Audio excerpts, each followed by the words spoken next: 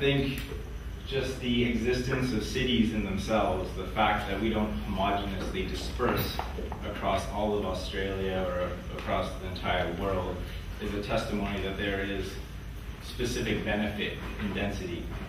A few examples: here in the US, nearly 70% of the population resides on only 1.2% of its geographic area. In France, 19% of the population lives on 2% of the land. And in Australia, 75% of its population lives in cities of over 100,000 residents. These sorts of spatial patterns of development can also be translated into productivity differentials. In Manhattan, there's this stark difference between earnings in the city and non-metropolitan regions. Actually, wages in Manhattan, for instance, are 170% above the national average, and metropolitan areas in general in the United States, for instance, are about 50% above the national average. In London, also wages are about 80% above the UK average, and in economics, wages are usually used as a primary indicator of productivity. And the key thing is that what we realize is firms are willing to pay higher rents and pay employees higher wages to locate in environments, and they wouldn't be doing that unless there was some significant productivity benefit of them being in those locations. And the reason is that proximity generates economic benefit. So in economic geography and in urban economics, as I mentioned before, there's these centrifugal forces of congestion and immobile factors of production that lie outside of city settlements. But the key centripetal forces drawing people to co-locate and densify are, in the classical sense, called localization economies, or benefits that arise when people get together. So in denser environments, there's increased links to consumers and suppliers. Labor market pooling reduces hiring costs, and knowledge spillovers is a key, which I'll return to. More recent kind of philosophies about city formation reside in the area of diversity. So you don't focus on a certain industry type, but you focus on the diversity of industries and activities. And these sorts of benefits are usually classified being either an increased specialization in activity. So the greater scale you have, the more specialized people can become, and the more efficient people become, and also the more diverse types of products and services people can source from their urban environments. There's also greater efficient use of infrastructure, and I'm sure other people speaking after me will talk about how a certain density or number of people is required in order to support public transport, especially things like train infrastructure. Overall scale of markets, as well, as people aren't necessarily always going to be in a market for one good, but a range of goods, of differentiated goods. And the big one here at the end is the cross-fertilization of knowledge. And if anyone has ever heard of Jane Jacobs, she's always spoken since the 1960s about how true innovation is brought about by the cross-fertilization of ideas. And that's usually spontaneous and sporadic and unpredictable, and that's how a lot of our innovations and technologies that we experience today have come about. And knowledge really is the key to that, and cities are the key, and centers are the key, because they bring people together. Space imposes a cost on economic transactions. There's a lot in the literature about why knowledge is so important.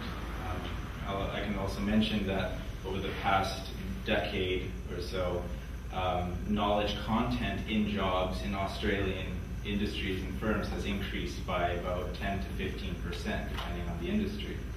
Knowledge is inherently sticky. It takes some calibration of explanations to transfer knowledge between people. Transferring data is one thing, numbers, but interpreting them and being able to communicating know-how is a very difficult thing to do because people are actually physically meeting face to face. And when people are in dense environments, they can more easily do that. Centers are an efficient spatial distribution for cities because they incorporate density, but also facilitate mass transit, which would allow, rapid access to other pockets of density. My research that I did my PhD on was actually measuring how much more productive industries in Australia are when you increase the accessibility or reduce travel times between firms and people. And I just thought I would just leave it on this final quote, which I think is very powerful, and it covers more than just productivity, but it just reads, "We must recognize that if we try to make one neighborhood greener by stopping new building, we can easily make the world browner by pushing new development to someplace far less environmentally friendly."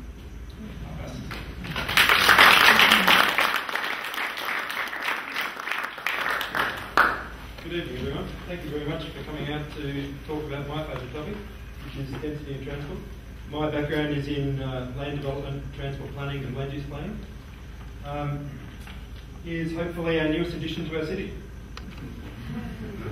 The first slide I'll talk about initially about transport, then I'll talk about sort of what's required for public transport, and then we'll talk about funding. Lines through here show car passenger kilometres reducing with increased density, hence more sustainable transport.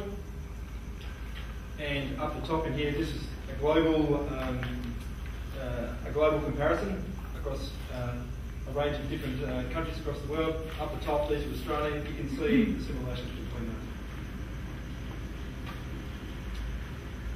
This one here is quite interesting, this slide, because it talks, I'll talk on the left-hand side here first. The Fremantle line, which is the heavy rail line that runs between here and Perth City, it has a very large capacity, but it also has a very flat usage throughout the day.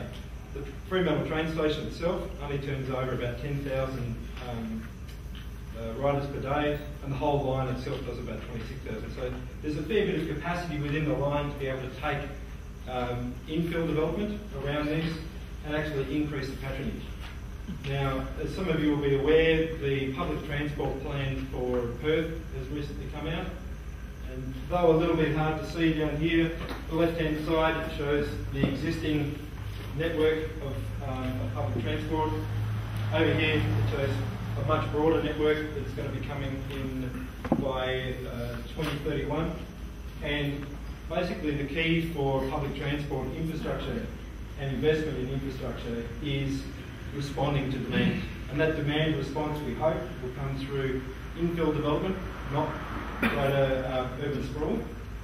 And there'll be a range of different options, but what we're hoping for is somewhere in the middle in here, that when we see the infill development around places like Fremantle, we'll see light rail start to come into its own with a greater number of patrons coming here between the 2,000 and 4,000 passengers per hour.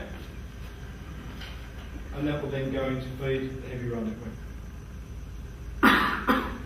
One of the most important things and one of the core parts of my research is looking at the value that public transport creates. And this is a slide that has come from one of my co-supervisors for my research. And this is looking at property prices in Brisbane and the properties that are near or within a catchment of 800 metres of heavy rail and the properties that aren't. So you can see the yellow line running underneath here shows lower property values over time and spreading with time with increased levels of service, with a difference up in here of about 22%. Now these are robust figures that are repeated throughout Australia, but it makes a very nice picture to show that the investment in transport is related or relates back to changes in land use values. The public transport plan that's come out has highlighted one very important issue, which is the funding of public transport. Public transport in itself, generally, at a capital cost, is quite expensive to implement, but as we saw with the previous slide, creates great value. So one of the key parts of this, and I won't repeat verbatim what it says at the top, but it's looking for a co-funding from private sources to go through and fund the next stage of public transport for Perth. And this is very important for the discussions around density, because the more dense the land use is around transit, the greater the value, because you get the greater patronage from those models. So what I'll do now is I'll hand over to Annie, who's going to be talking about walkability.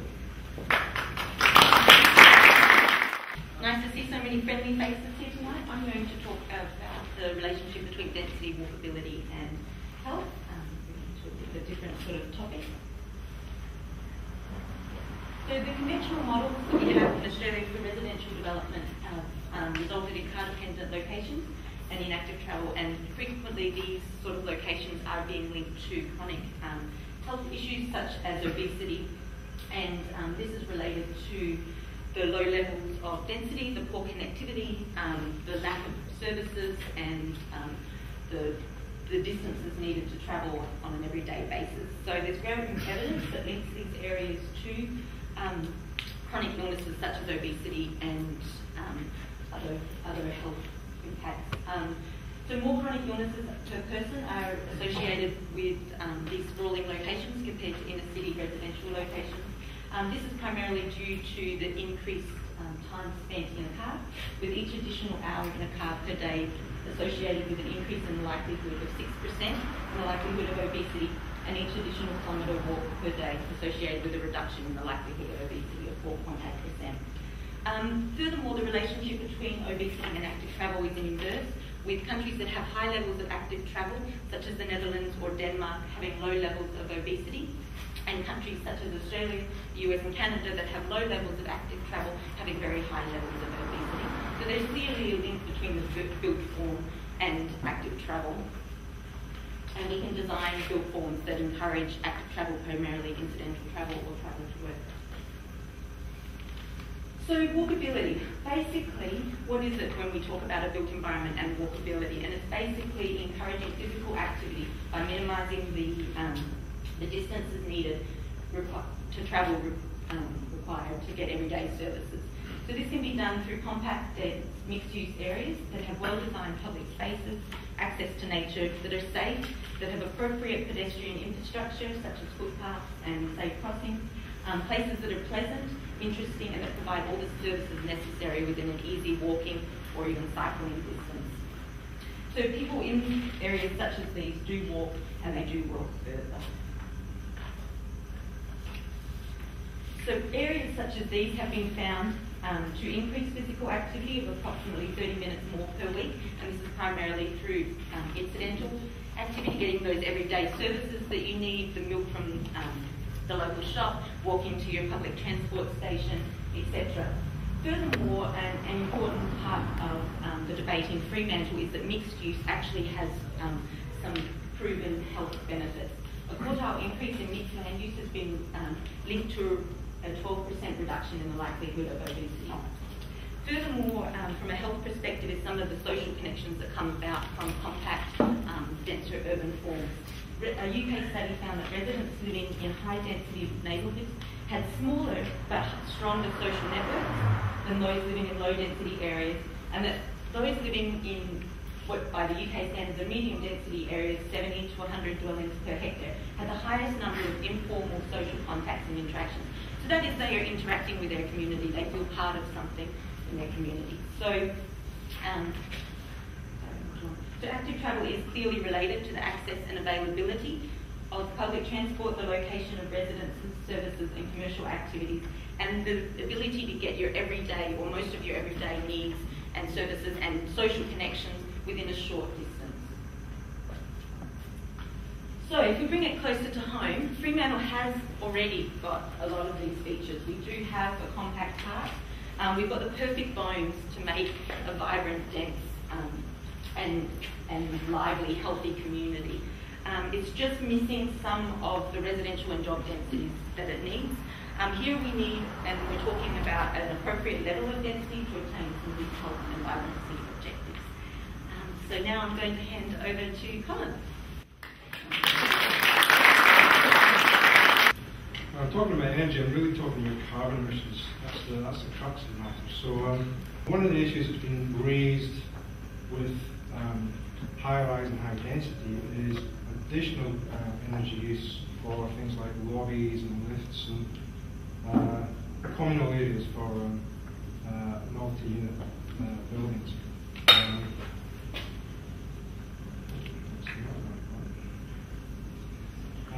This is some research that was done in Australia a little while ago now, but it's pertinent because it's a piece of research that's rolled out quite regularly. And it shows that high rise is actually responsible for what would appear to be quite significantly greater amount of carbon emissions in terms of compared to other housing types.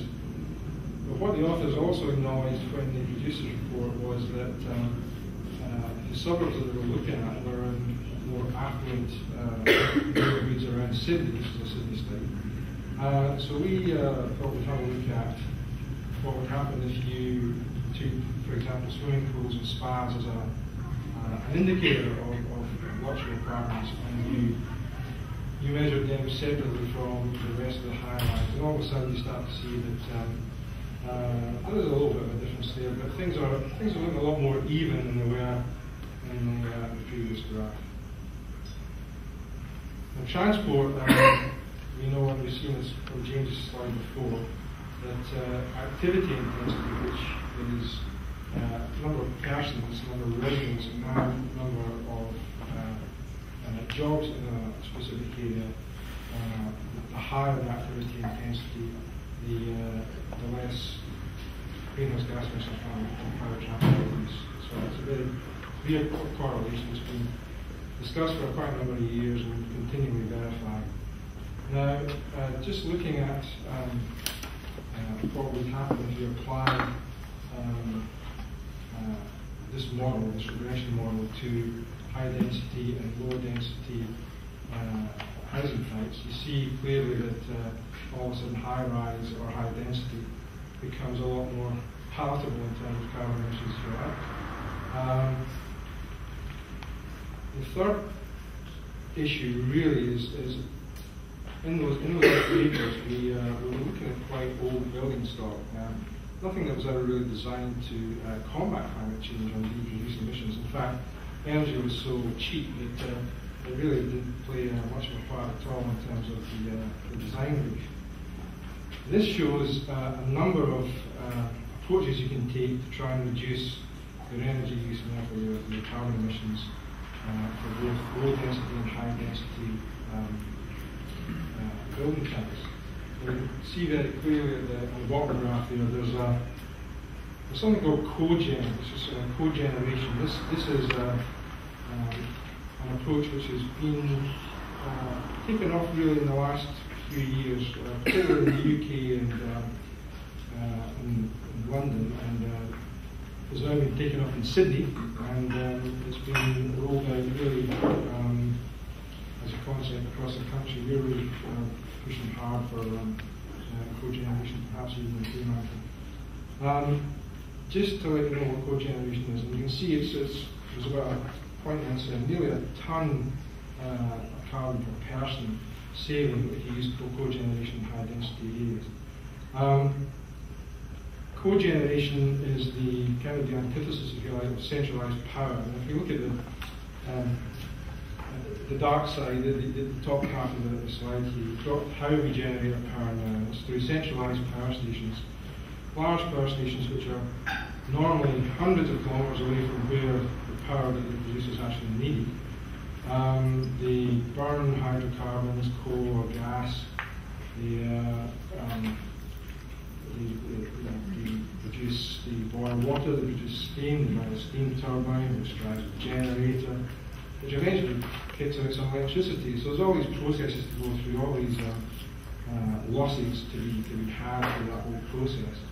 Massive amount of losses to the atmosphere through heat, which is just thrown away. There's not normally any real use for the heat where the energy is generated. It's normally, as I said before, hundreds of kilometres from where it's needed.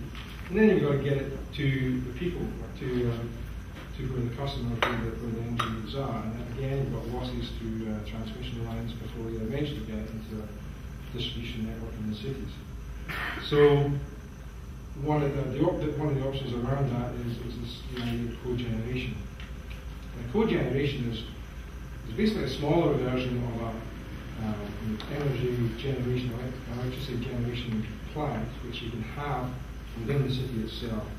And the little picture at the bottom there shows there's effectively an engine. You can see there's gas going in the top there, which provides the fuel. It turns an engine, the engine turns a generator, and you get your electricity at one end. But engines produce heat, and produce quite a lot of heat. You can capture that heat and use it. You can use it for space heating, you can use it for heating hot water. You can also use it through an absorption chiller, which basically converts that heat to cool, which really is a one. But so there you see, your heating and your cooling and your hot water needs all together. The key, of course, is you can't have it hundreds of kilometres away from where you need the energy. You need to have it embedded in your cities. That's how it works. And as you saw in the previous graphs, it has a massive impact on how you can reduce carbon emissions in the city. But it needs density to make it work.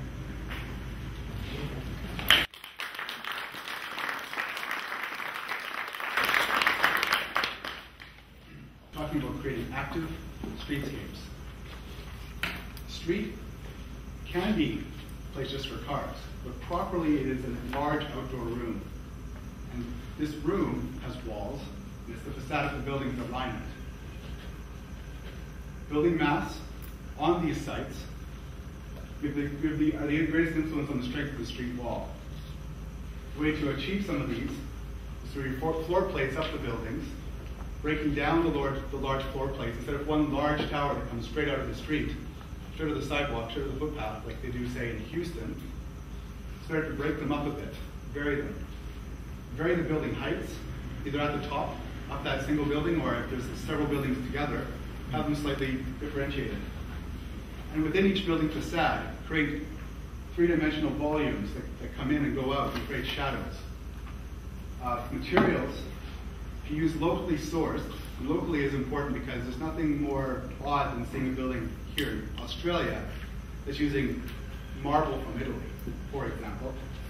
Use locally sourced palette of materials to create visual levels to the facade, so that as you're walking down the street, at one level, you can almost feel and sense the texture of this kind of material. As you look up, it might be a different material. So it breaks up the mass a bit. And you can use balconies and canopies to break up the visual weight. And overall, a well-balanced variety of building massing with textures of shadows, lights, and materials in total add richness to a town's built environment. And in many ways, when we talk about European buildings, that is what we're seeing. We are seeing arches and columns, but more importantly, what we're seeing is a texture of shadows, lights, and materials. That's what's really grabbing our eyes. Los Angeles, which has a very similar climate and is also very automobile-oriented, has been trying to tackle these issues. And they've got halfway there with some of their design guidelines. So here, this is from their website, from the City of Los Angeles Urban Design website. They have some examples of street walls, showing 3-story street walls, 4-story street walls, and 6- and 7-story street walls, and how they can break up the mass of the building. So it's not just one single massive tower. But they're only halfway there because, as you can see, on none of these buildings in Los Angeles is there any street life. There's no retail shopping. You wouldn't feel very comfortable walking beside those buildings still. There's nothing inviting you to go in or out. There's probably one entrance to each one of those buildings. Meanwhile, in Vancouver, which is where I went to university and Roman is from, and I think the very first Roman you can verify, is that where your mom lives? Yeah. And she's okay, right? So these are a variety of different buildings.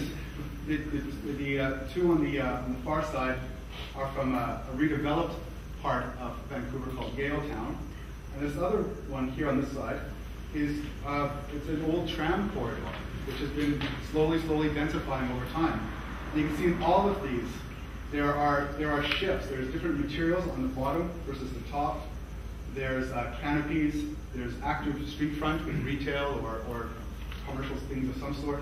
And I think on this bottom one, I've never been into it properly, but I do believe on the first floor it's commercial, so there's offices like lawyers, dentists, doctors like that. And these slides here are actually from the city of Fremantle, showing a couple of very well-known street scenes. I think these are both along one's Adelaide Street, and the other one is Leek. Yeah. And these are some visualizations that were done by the city of Fremantle's urban designer. So the top one goes to this one. You see the coal sign, kind of, you can see how the building's kind of hide behind the trees. And this one as well. And now, here's ones that I did, kind of before I knew this talk was even going to happen, which I just done because I've taken the pictures and I wanted to see what they could look like. And these will show many of the principles that I'm talking about with massing. And they fade in a bit here. So you see there's the Port of Fremantle, it hasn't disappeared. But so the top building there, the one we see in the foreground, it's actually a grocery store on the ground level. And then you can see how it doesn't really show up too well, but there's a different material at the ground level. It's a stone, and then it goes to a stucco, a gray stucco, and then a yellow stucco. And so that breaks up the planes. The building doesn't seem like one massive building. And then further back you can see some other buildings that are potentials. They have good building massing with pointed podium as a design strategy. And then down below here we have Scarborough Beach Road currently.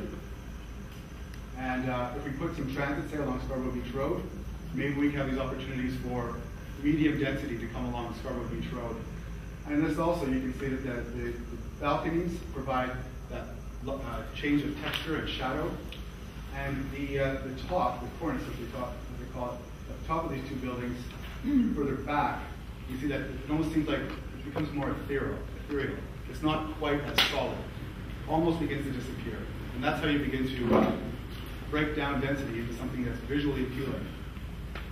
And my research, which I'll be undertaking under Peter's supervision for the next 2.5 years or so, will be about 11 different centers, Fremantle being one of them, around Perth, and how to build quality transit linked to dense, well-designed green centers.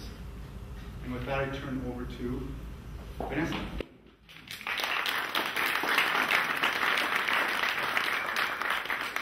Looking at carbon footprint, specifically for the built environments and not individuals and flights and everything, we take into account the type of dwelling or the building, which includes the size of it and construction and design of it, and where it's located, and that's obviously going to determine the transport emissions associated with it.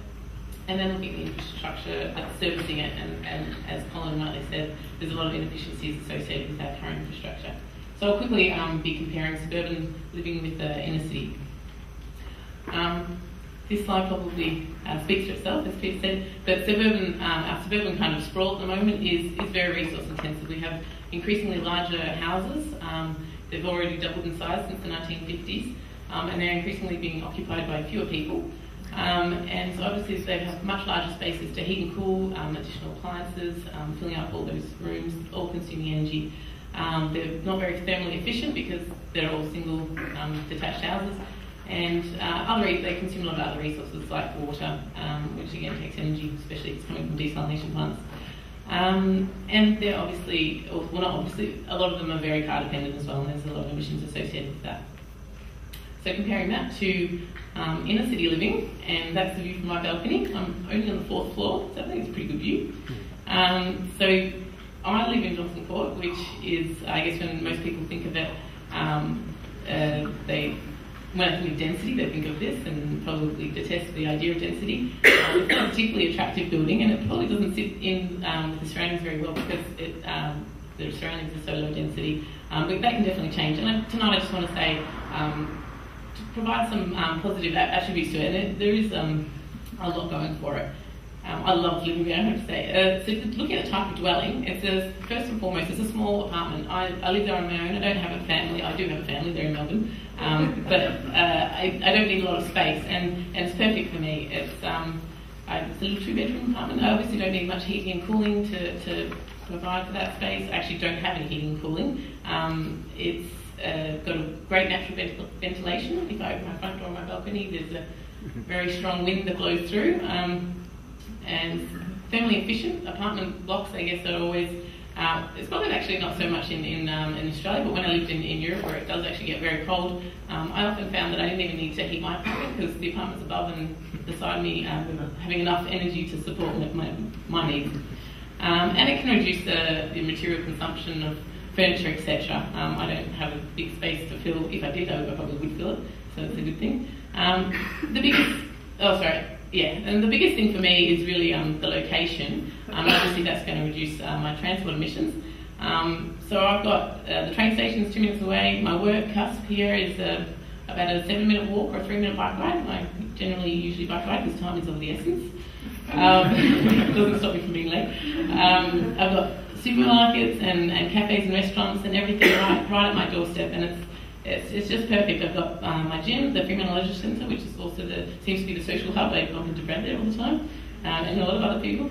And South Beach I rode there yesterday, 7 minutes. So I've got everything literally within a 10-minute range from me, and it's just perfect. I can't stress. If anyone hasn't lived in a city, it's just fantastic. And obviously that's cutting out absolutely my transport emissions. I walk and ride, or I catch public transport if I need to go to Curtin or into the city.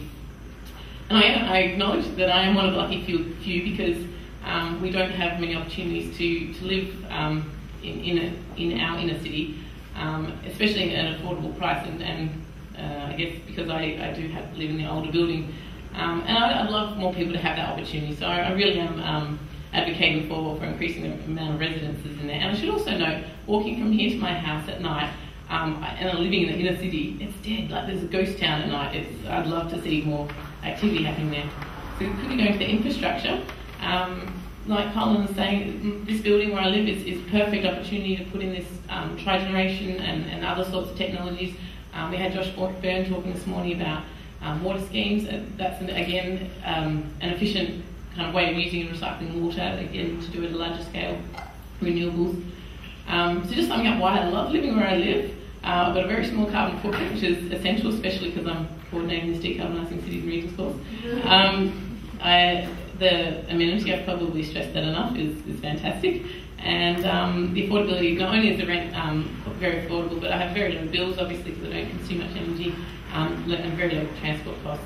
And in summarising for everyone's key points, we obviously know the public transport needs density, cone tri-generation needed, the building's more thermally efficient with it, it can reduce demand for resources such as land and water and energy, increase productivity, improves health. And I have to say, I'm probably the fittest I've ever been as well. I literally do walk and cycle everywhere, it's fantastic.